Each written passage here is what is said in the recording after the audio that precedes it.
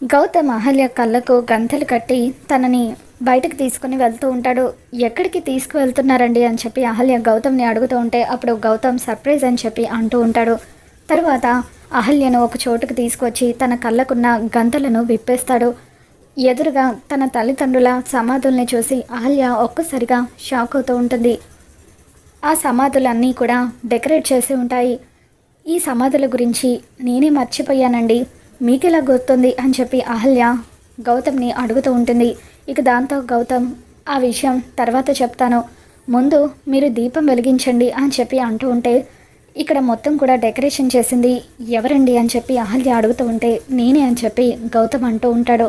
తర్వాత అహల్య తన తల్లిదండ్రుల సమాధులను చూసి చాలా ఎమోషనల్ అవుతూ అక్కడ దీపం కూడా వెలిగిస్తుంది. దీపం వెలిగించిన తర్వాత ఒక్కసారిగా అహల్య చాలా ఎమోషనల్ అవుతూ థ్యాంక్స్ అండి అంటూ గౌతమ్ని హగ్ చేసుకుంటుంది.